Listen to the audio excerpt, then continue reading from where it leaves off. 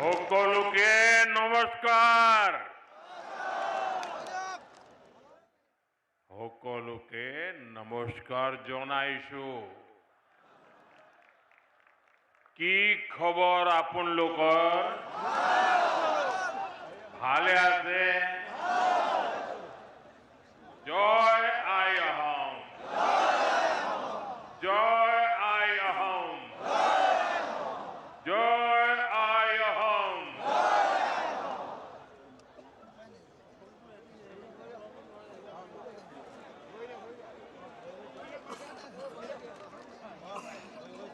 मैं असम भारतीय जनता पार्टी के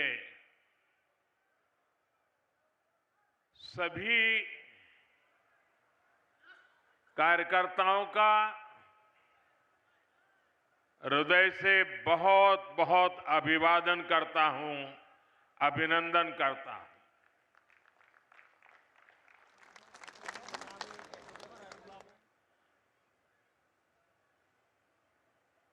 बड़ी बड़ी आम सभाएं करने का तो बहुत अवसर मिलता है। जनता जनार्दन को उनके दर्शन करना, उनसे संबोधन करना, ये लगातार चलता रहता है। लेकिन असम के बूथ लेवल के कार्यकर्ताओं के दर्शन करना, ये मेरे लिए बहुत बड़ा सौभाग्य है।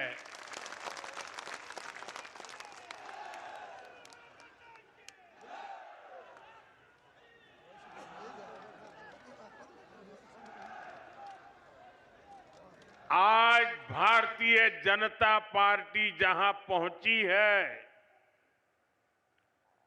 उसका श्रेय, उसकी क्रेडिट अगर किसी को मिलती है तो वो सिर्फ और सिर्फ भाजपा के कार्यकर्ताओं को मिलती है।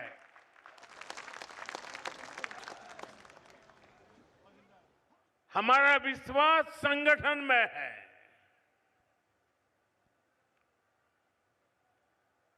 हम राष्ट्र जीवन में परिवर्तन का आधार संगठन की शक्ति मानते हैं और इसलिए इतनी बड़ी तादाद में जमीन की जड़ों से जुड़े हुए कार्यकर्ताओं का दर्शन करना, ये अपने आप में बहुत बड़ा सौभाग्य है। साथियों, हम लोग एक ही मंत्र को लेकर के जिए हैं। हम लोग एक ही मंत्र को साकार करने के लिए अपने आप को खपा रहे हैं और वो मंत्र है भारत माता की जय।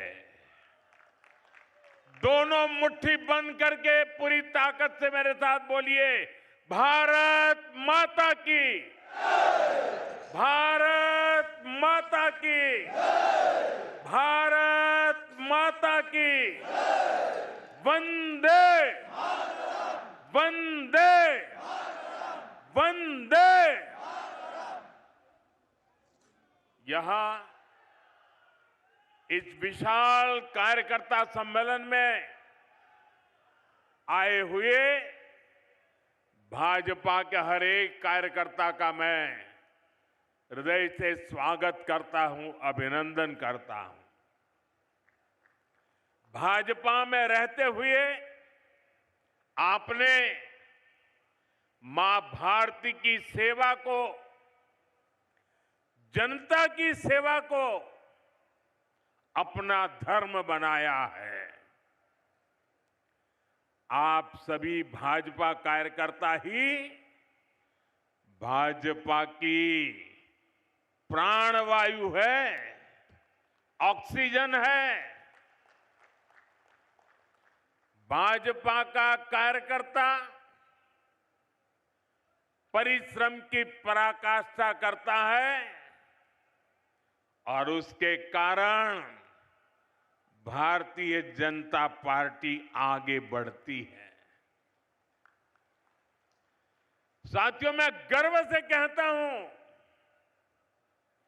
अगर मेरा सबसे बड़ा कोई क्वालिफिकेशन है, मेरी सबसे बड़ी गौरवपूर्ण मेरे जीवन की बात है, तो वो यही है कि नरेंद्र मोदी भाजपा का कार्यकर्ता है। और एक भाजपा कार्यकर्ता के तौर पर मैं असम के अपने सभी कार्यकर्ता और भाई बहनों को, संगठन की शक्ति को सर झुका करके नमन करता हूं। साथियों, मैं मां आदि शक्ति, मां कामाख्या को भी कोटि कोटि प्रणाम करता हूं। मां कामाख्या की असम पर, असम वासियों पर, देश पर, देशवासियों पर बहुत कृपा रही है।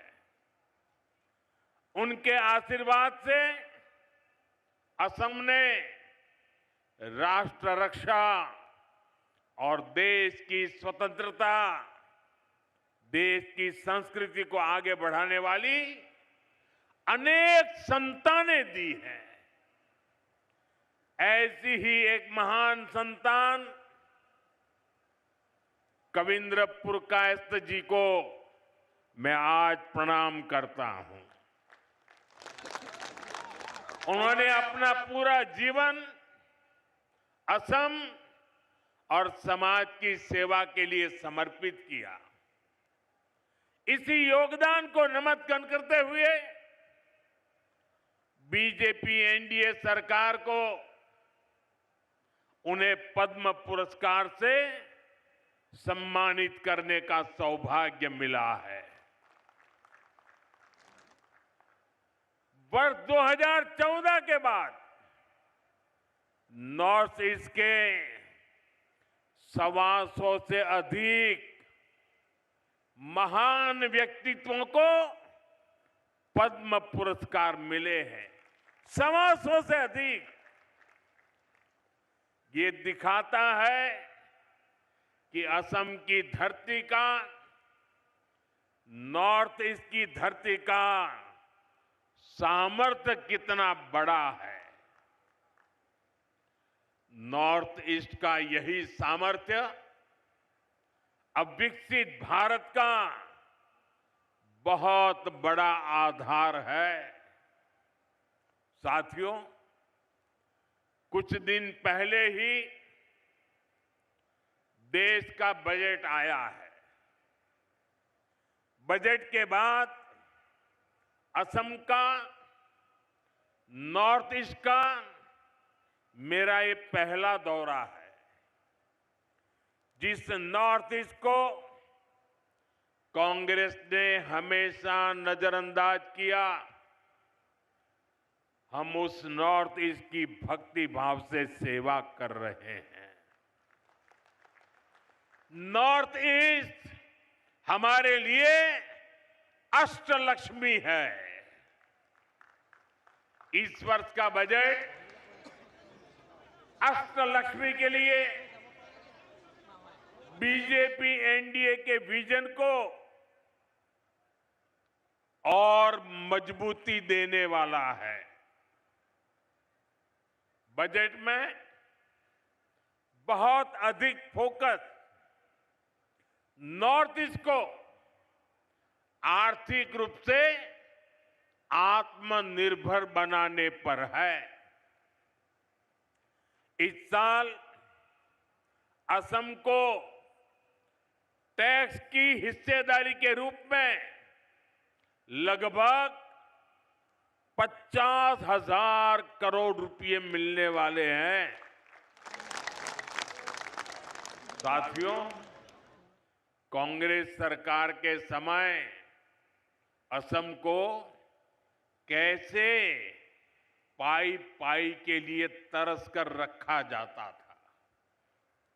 और वो आपको तो भली भांति याद होगा, कांग्रेस के समय असम को टैक्स के हिस्से के रूप में सिर्फ 10,000 करोड़ रुपया मिलते थे। अब भाजपा सरकार में असम को कांग्रेस सरकार के मुकाबले 5 गुना ज्यादा रुपये मिल रहे हैं। अगर मैं पिछले 11 वर्ष की बात करूं तो असम को तमाम विकास परियोजनाओं के लिए केंद्र सरकार से 5.5 लाख करोड़ रुपए से अधिक मिले हैं। ये आंकड़ा आपको याद रहेगा? मैं जो आंकड़ा बोल रहा हूं याद रहेगा आपको?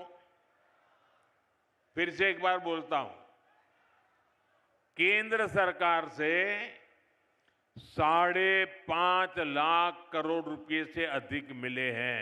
कितने कितने? पीछे से आवाज आनी चाहिए। कितने? आप मुझे बताइए कितने? और जोर से बोलिए कितने? साथियों, आप मुझे बताइए, जो कांग्रेस असम के विकास के लिए पैसे देने से भी बचती हो, वो कांग्रेस क्या असम का विकास कर सकती है? असम का विकास कर सकती है? कभी भी कर सकती है? आपका भला कर सकती है? यहां के युवाओं का भला कर सकती है? यहां के किसानों का भला कर सकती है? यहां के गांव का भला कर सकती है? साथियों, इस साल के बजट में नॉर्थ ईस्ट की कनेक्टिविटी को और अधिक मजबूती देने का काम किया गया है। कनेक्टिविटी बढ़ती है तो रोजगार के अवसर भी बढ़ते हैं। इसलिए असम में हाईवे और अन्य रोड प्रोजेक्ट्स के लिए करीब हजारों करोड़ रुपए देना तय हुआ है। बजट में जो घोषणा हुई है उससे असम में टूरिज्म का भी विस्तार होगा। अभी आपने देखा होगा, परीक्षा पे चर्चा का कार्यक्रम गुवाहाटी में हुआ था। हमने ब्रह्मपुत्र नदी में क्रूज पर विद्यार्थियों से चर्चा की थी। आने वाले समय में ब्रह्मपुत्र पर ऐसे ही रिवर टूरिज्म को और बढ़ाया जाएगा। मैं ऐसे ही वहां नहीं गया था। मैं देश को बताना चाहता था कि टूरिज्म के लिए इससे बेहतर जगह नहीं है। आओ, ये मेरा असम है, ये मेरी ब्रह्मपुत्र है। आइए, इस बार के बजट में इसके लिए भी व्यवस्था की गई है। साथियों, आज के दिन देश की नजरें असम पर है। सबने देखा कि असम का नॉर्थ ईस्ट का सामर्थ्य क्या है। थोड़ी देर पहले जब मैं वायुसेना के विमान से मोरान के हाईवे पर उतरा, रनवे पर नहीं, हाईवे पर विमान से उतरा, तो एक नया इतिहास बन गया। कभी नॉर्थ ईस्ट का नाम आते ही लोग सोचते थे, अरे यार छोड़ो, टूटी फूटी सड़कें, कोई ठिकाना नहीं, निकलेंगे तो पता नहीं कब पहुंचेंगे। वो भी एक वक्त था, ये भी एक वक्त है। और आज यहां ऐसे हाईवे बनकर तैयार हो रहे हैं जहां सिर्फ गाड़ियां ही नहीं चलती, बल्कि हवाई जहाज भी लैंड करते हैं।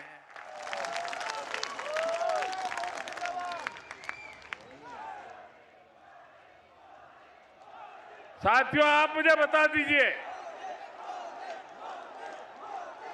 आपके हाईवे पर विमान लैंड हो, ये आपको गर्व हुआ कि नहीं हुआ?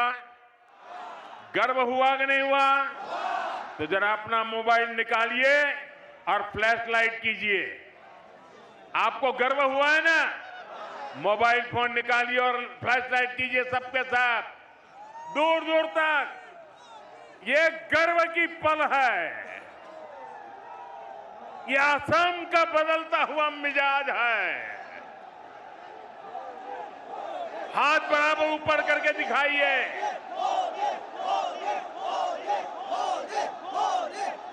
आपको गर्व हुआ कि नहीं हुआ? गर्व से मन भर गया कि नहीं भर गया? बोलिए भारत माता की। साथियों, असम का इतना विकास इसलिए हो रहा है क्योंकि यहां आप सभी की मेहनत से बीजेपी सरकार बनी है। यहां के नागरिकों ने भाजपा पर भरोसा किया है। आपने मेरा बूथ सबसे मजबूत, मेरा बूथ, मेरा बूथ, मेरा बूथ सबसे मजबूत की भावना से बूथ बूथ जाकर एक एक परिवार को मिलकर, एक एक मतदार को मिलकर बीजेपी के हर समर्थक को अपने साथ जोड़ा, उन्हें उनके वोट की ताकत का परिचय करवाया और इसी प्रयास से ही असम में बीजेपी की सरकार बनी। असम के इसी आशीर्वाद के कारण, असम के नागरिकों के वोट के कारण यहां लाखों गरीबों के घर बने, लाखों परिवारों में शौचालय की व्यवस्था हुई, पीने का साफ पानी उनके घर तक पहुंचा। आप मुझे बताइए, गरीब को घर मिलता है तो पुण्य मिलता है कि नहीं मिलता है? गरीब के घर में टॉयलेट बनता है तो पुण्य मिलता है कि नहीं मिलता है? गरीब के घर में पीने का पानी पहुंचता है तो पुण्य मिलता है कि नहीं मिलता है? इस पुण्य का हकदार कौन है? इस पुण्य का हकदार कौन है? एक पुण्य का हकदार कौन है? इस पुण्य का हकदार भारतीय जनता पार्टी के बूथ का कार्यकर्ता है। गरीबों को आयुष्मान योजना का लाभ मिला, उन्हें सुरक्षा और आत्मविश्वास मिला। इसलिए इस बार भी आपको ऐसे ही अपने बूथ पर एक एक वोट पर ध्यान रखना है। रखोगे? अब और कुछ मत करो, बस पूरी ताकत बूथ में लगा दो। आपका बूथ विजयी होगा तो बीजेपी विजयी होगी कि नहीं होगी? आपको विजय पाना है तो कहां पाना है? बूथ में विजय पाना है। साथियों, आज देश को सिर्फ एक और इमरजेंसी लैंडिंग स्ट्रिप नहीं मिली है, ये इस बात का भी प्रमाण है कि नया भारत अपनी सुरक्षा के लिए हर तरह से तैयार हो रहा है। आज का भारत न सिर्फ अपनी सीमाओं को सशक्त कर रहा है, बल्कि देश के दुश्मनों को उनके घर में घुसकर जवाब भी देता है। साथियों, आज ही पुलवामा हमले की बरसी है। मैं इस हमले में जान गंवाने वाले मां भारती के वीर सपूतों को नमन करता हूं। इस आतंकी हमले के बाद भारत ने जिस तरह आतंकियों को सजा दी, वो पूरी दुनिया ने देखा है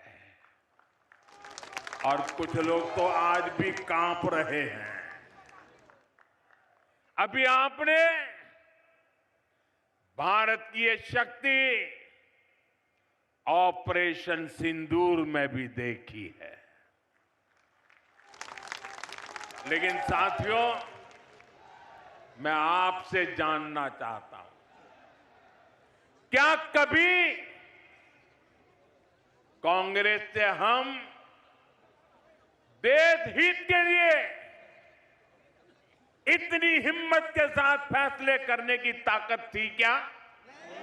वो कर सकते थे क्या?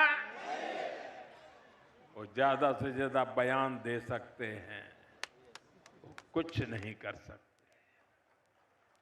जो कांग्रेस भारत को राष्ट्र मानने से भी इनकार करती हो, जो सवाल करते हैं कि मां भारती क्या होती है, जो मां भारती के नाम तक से परहेज करती हो, जो मां भारती के प्रति जरा सा सम्मान तक नहीं दिखाते, वो कांग्रेस कभी भारत का भला नहीं कर सकती। इसलिए कांग्रेस ने कभी देश की सुरक्षा को प्राथमिकता नहीं दी। कांग्रेस की सरकारों के इसी नकारेपन से पूरा नॉर्थ ईस्ट डर और असुरक्षा में जीता था। कांग्रेस ने हमेशा देश को खतरे में डाल के रखा। कांग्रेस के समय में जब भी सेना के लिए हथियार खरीदे गए, उसका मतलब होता था हजारों करोड़ का घोटाला। साथियों, आज देश अपनी सेनाओं को मजबूत कर रहा है। भारत अपनी सीमाओं पर शानदार हाईवे, शानदार टनल्स, ऊंचे ऊंचे ब्रिज, आधुनिक एयरफील्ड, ये सब बना रहा है, देश की सुरक्षा बढ़ा रहा है। और इसलिए कांग्रेस बौखलाई हुई है। उनको यही हो रहा है कि मोदी सब कैसे कर लेता है।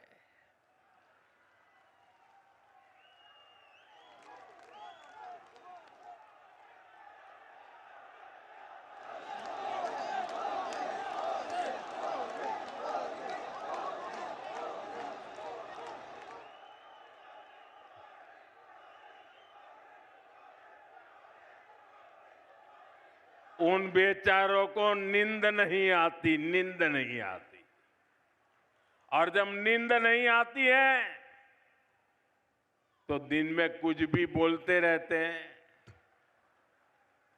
साथियों, आज की कांग्रेस हर उस विचार, हर उस आतंकी को कंधे पर बिठाती है जो देश का बुरा सोचता है, जो लोग देश के टुकड़े टुकड़े करने का सपना देखते हैं, जो लोग नॉर्थ ईस्ट को भारत से अलग करने के नारे लगाते हैं, वो कांग्रेस के लिए पूजनीय बन चुके हैं।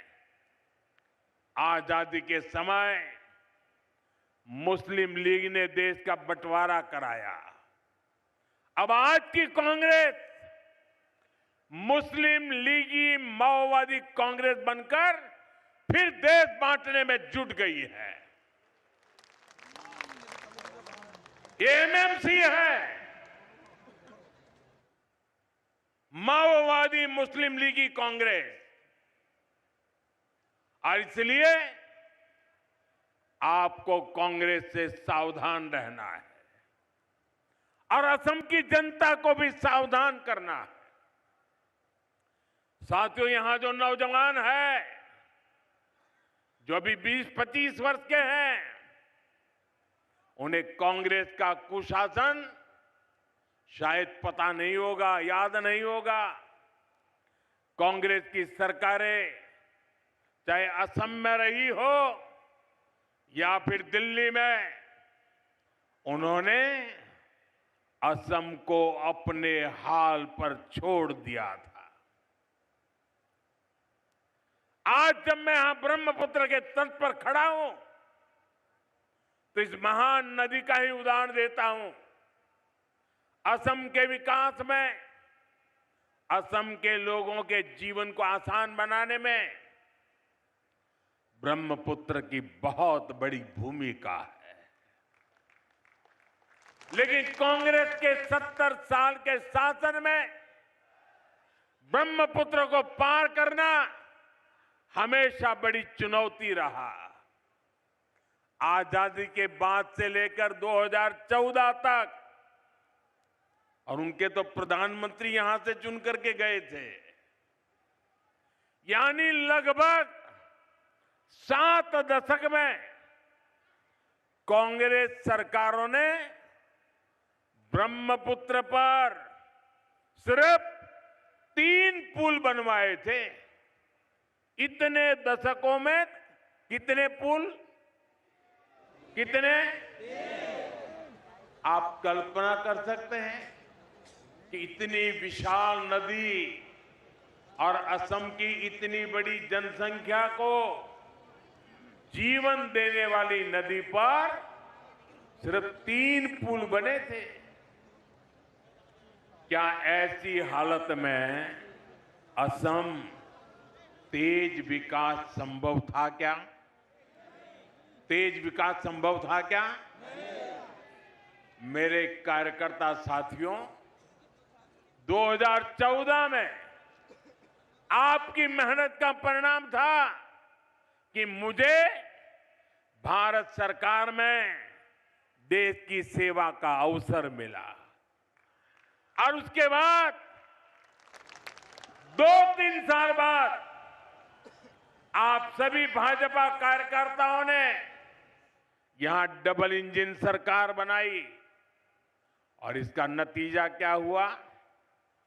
बीते 10-11 वर्षों में बीजेपी एनडीए सरकार ने ब्रह्मपुत्र नदी पर 5 बड़े पुल पूरे किए हैं। ये आंकड़े याद रहेंगे ना? कांग्रेस की 70 साल की सत्ता में सिर्फ 3 पुल बने थे, लेकिन हमने सिर्फ 10 वर्षों में 5 पुल बनाए हैं। यानी कांग्रेस ने असम को सिर्फ समस्याएं दी, जबकि बीजेपी ने असम को समाधान दिए हैं। साथियों, आज गुवाहाटी के 2 हिस्सों को जोड़ने वाले शानदार पुल का भी लोकार्पण हो गया है। इस सेतु का नाम प्राचीन कामरूप के महाप्रतापी सम्राट कुमार भास्कर वर्मन जी के नाम पर रखा गया है। ये लोग होते तो अपने परिवार पर ही नाम चढ़ा देते। यानी ये भास्कर सेतु असम के आधुनिक इंफ्रास्ट्रक्चर और असम के समृद्ध इतिहास का संगम है।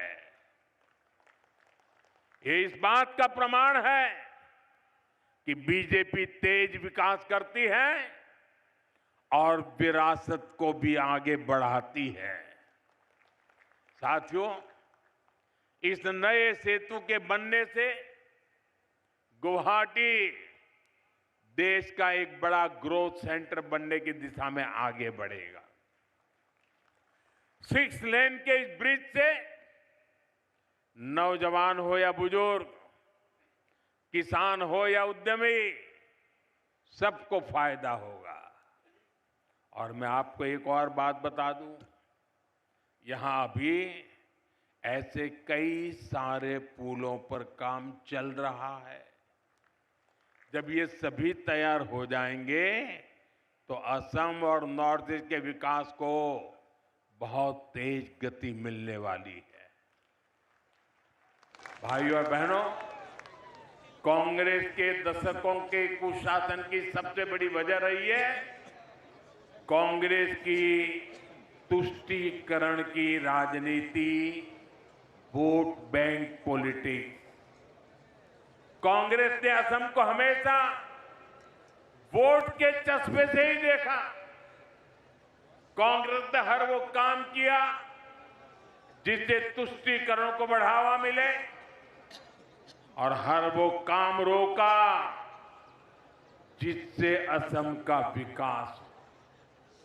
कांग्रेस के समय केंद्र सरकार की योजनाओं को असम तक पहुंचने में भी बरसों लग जाते थे, लेकिन साथियों, बीजेपी ने असम के विकास को, नॉर्थ ईस्ट के विकास को हमेशा प्राथमिकता दी है। बीते 11 वर्षों में देखिए, जब भी कोई नई शुरुआत देश में हुई तो तुरंत उसका लाभ नॉर्थ ईस्ट को भी मिला, कोई भी विलंब के बिना मिला। देश में semi high speed Vande Bharat ट्रेनें लॉन्च हुई तो असम और नॉर्थ ईस्ट भी इससे शुरुआत में ही कनेक्ट हो गया। अभी कुछ समय पहले देश की पहली स्लीपर वंदे भारत ट्रेन असम से ही शुरू हुई है। जब देश ने तय किया कि अब सेमीकंडक्टर सेक्टर में तेजी से काम करना है और असम इस सेक्टर में भी ग्रोथ इंजन बन रहा है, और वो दिन दूर नहीं जब असम की चाय की तरह ही, असम की चाय की तरह ही असम में बनी चिप्स की भी पूरी दुनिया में चर्चा होगी। चाय से लेकर के चिप्स तक असम की विकास यात्रा दिखाई देती है।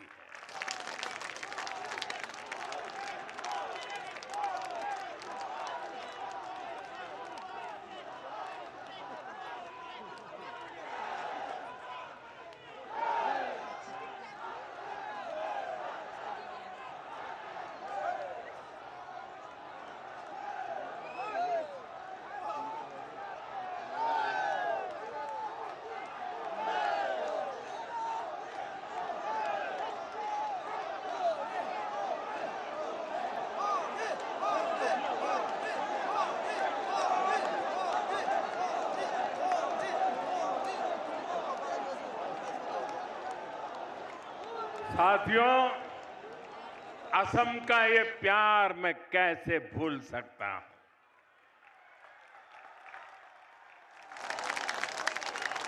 लेकिन मैं असम को वादा करता हूं, आपने मुझे जो प्यार दिया है ना, मैं उसे ब्याज समेत लौटाऊंगा और विकास करके लौटाऊंगा।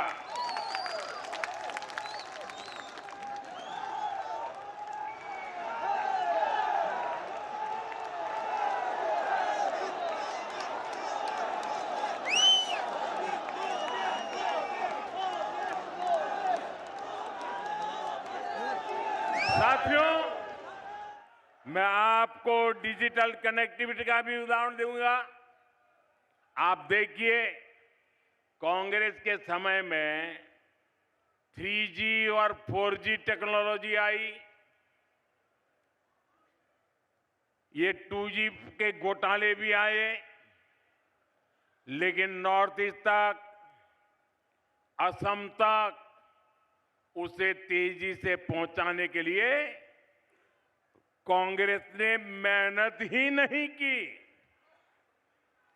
और जब भाजपा सरकार में 5G टेक्नोलॉजी आई तो हमने क्या किया?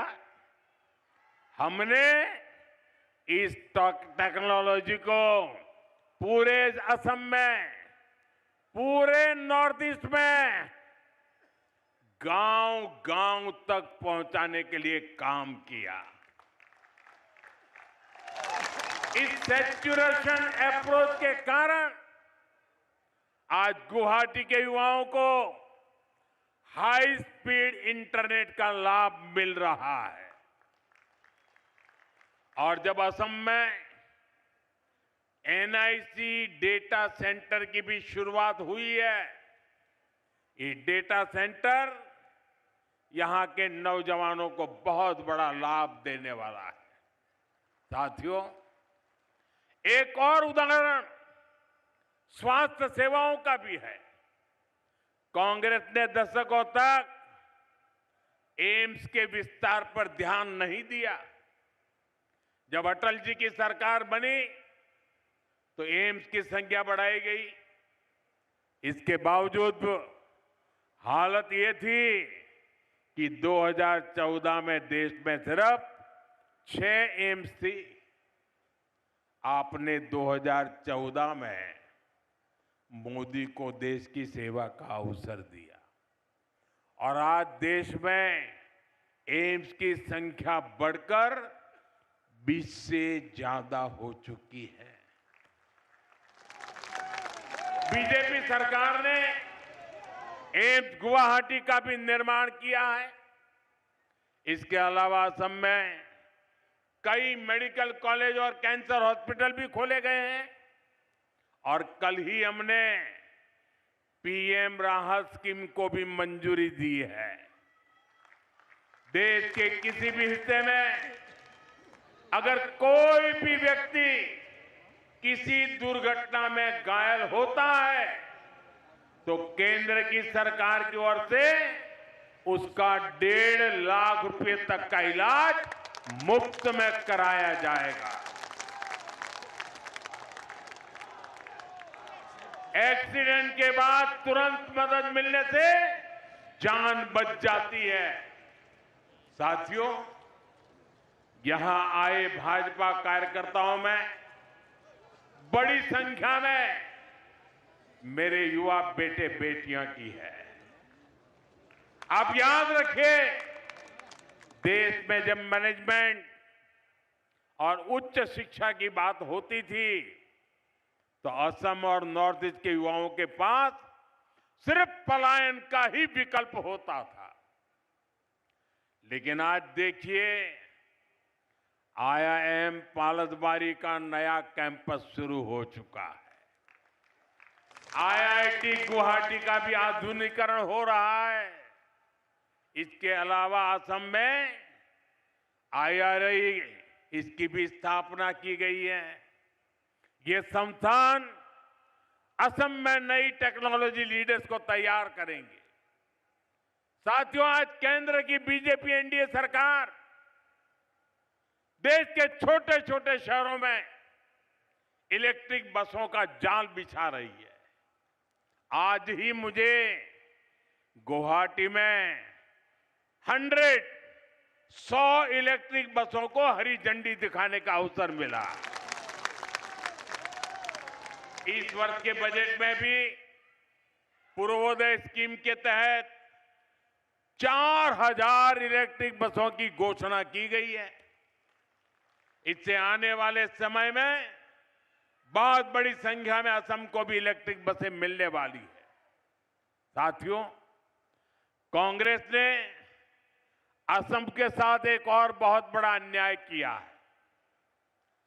कांग्रेस ने असम को अशांत रखा, हिंसा और अलगाव में रखा। आजादी के बाद से ही असम बम बंदूक, बंद ब्लॉकेड और कर्फ्यू की चपेट में रहा और इसकी गुनहगार कांग्रेस ही थी। मुझे याद है, मैं जब यहां संगठन का काम करता था तो मैं वापस जाने का भी कार्यक्रम बना के आता था, लेकिन यहां मैं कार्यक्रम नहीं कर पाता था। क्यों? कहीं ब्लॉकेड है, कहीं जा नहीं सकते, रास्ते बंद है। तो मुझे कभी कभी तो 3 दिन के लिए आया था, 7 दिन तक वापस नहीं जा पाता था, काम ही नहीं कर पाता था। ये हालत करके रखी थी। लेकिन साथियों, भाजपा एनडीए सरकार असम में शांति, बहाली और तेज विकास का संकल्प लेकर चल रही है। इसलिए जो असम कभी बम धमाकों से गूंजता था, उसी असम में अब शांति की स्थापना हो रही है। जिस असम में हर साल औसतन 1000 से ज्यादा लोग हिंसा में मारे जाते थे, आज वहां हिंसा की घटनाएं बंद हो रही है। पहली बार असम में बोडो, कार्बी, आदिवासी, डीएनएलए, उल्फा ऐसे हर संगठन से जुड़े साथियों ने बंदूक छोड़कर देश के संविधान का रास्ता चुना है, शांति और विकास की राह पकड़ी है। लेकिन मेरे कार्यकर्ता साथियों, आपको भूलना नहीं है, 10 वर्ष सत्ता से बाहर रहने की वजह से कांग्रेस और ज्यादा जहरीली हो गई है। उनके टॉप लीडर से नीचे तक उनके जुबान से जहर ही निकलता है। कांग्रेस असम को फिर से अशांति और अराजकता में झोंकना चाहती है। कांग्रेस असम को घुसपैठियों के हवाले करना चाहती है। आप इनके दिल्ली के नेताओं को देखिए, यहां जो इनके नेता हैं उनको देखिए, ये सब घुसपैठियों को बचाने में ही लगे हुए हैं। कांग्रेस असम की असल पहचान को मिटाना चाहती है। साथियों, आने वाले 5 साल असम के लिए बहुत महत्वपूर्ण है। इस दौरान ऐसे अनेक प्रोजेक्ट पूरे होने वाले हैं जो असम की ग्रोथ को नए पंख लगाएंगे और इसलिए यहां डबल इंजन की बीजेपी सरकार फिर एक बार बहुत जरूरी है। इसलिए बीजेपी के हर कार्यकर्ता को याद रखना है, असम के तेज विकास के लिए आपको एक बार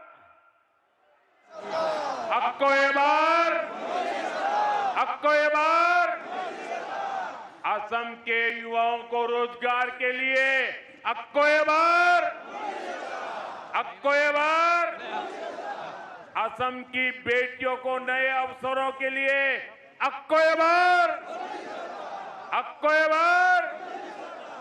असम की पहचान बचाने के लिए आपको एक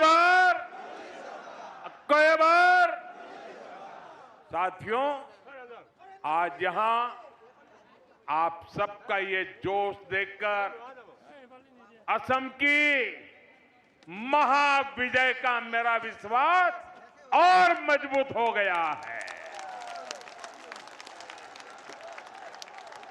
मुझे पूरा भरोसा है इस बार और बड़े बहुमत से असम में हमारी सरकार की वापसी होने वाली है।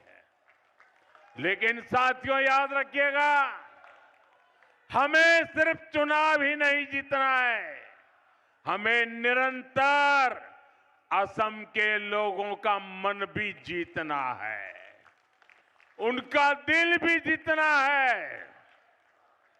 आज के लिए असम के एक एक भाजपा कार्यकर्ता को, एक एक पदाधिकारी को, सभी पदाधिकारी को पूरे परिश्रम से काम करना है। जब तक असम में वोटिंग का काम पूरा नहीं होता है, जब तक काउंटिंग नहीं होता है, जब तक नई सरकार के, भाजपा की सरकार के शपथ नहीं होते हैं, तब तक हमें हर दिन अपने क्षेत्र के हर घर में जाना है, हर घर में लोगों को मिलकर उनकी आकांक्षा, अपेक्षा सुननी है, लोगों को अपने काम बताने हैं, उनके काम आना है। एक एक पन्ना प्रमुख, एक एक बूथ वर्कर को अगले 2 महीने खूब मेहनत करनी है। अगले 2 महीने एक एक घर में एक एक असमिया भाई बहन तक अपनी सरकार के विजन को पहुंचाना है। साथियों, असम में तीसरी बार बीजेपी एनडीए सरकार असम के 3 गुना विकास का रास्ता बनाएगी। इसलिए हर एक कार्यकर्ता का एक ही मंत्र होना चाहिए, मेरा बूथ, मेरा बूथ, मेरा बूथ, मोर बूथ, मोर बूथ, मोर बूथ, मोर बूथ। साथियों, आप मेरा एक और काम करेंगे, पक्का करेंगे, ये सारी बातें याद रखेंगे, पूरी तरह लागू करेंगे, एक एक मतदाता तक पहुंचेंगे और उनको बताना, मोदी जी आपके लिए ही जी रहे हैं।